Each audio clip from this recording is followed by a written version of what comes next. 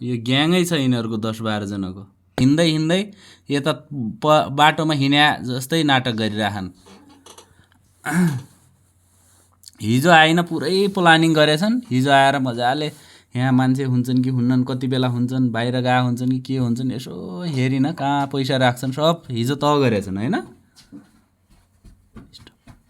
ए अब यी आयो फेरि मुख बुझेर आयो, मुकुन्डो लगाएर केटो।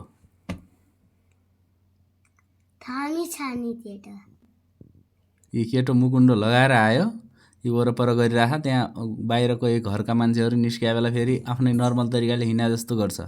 यस्ता प्रोफेसनल चोर भइसकेछन् जाइनहरू।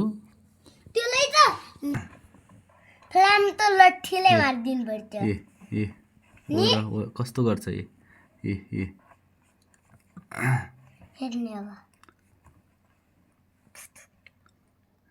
अब को मान्छे आइगिन्। अब फेरि आफ्नै नर्मल तरिकामा लाग्यो। फेरि अब चाहिँ सुई सुई सुई सुई सुई सुई गयो। फेरि मान्छेको आइगे। अब अर्को पनि पसलको तु प्लानिङ अर्को उता गयो। अब उहाँबाट उसले हेर्छ मान्छे छन् कि छैनन्।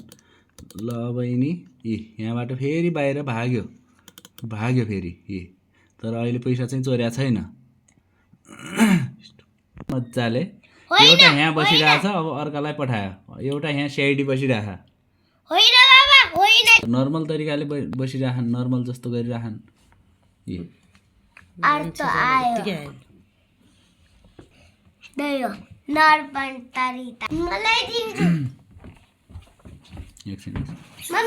ल अब गयो।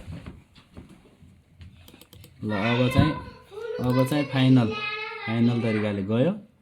गइन यहाँ ल घरमा पैसा छन् भन्ने पनि थाहा पाइसक्यो।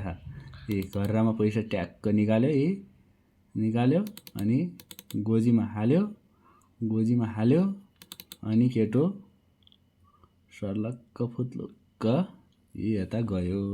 काम खलास।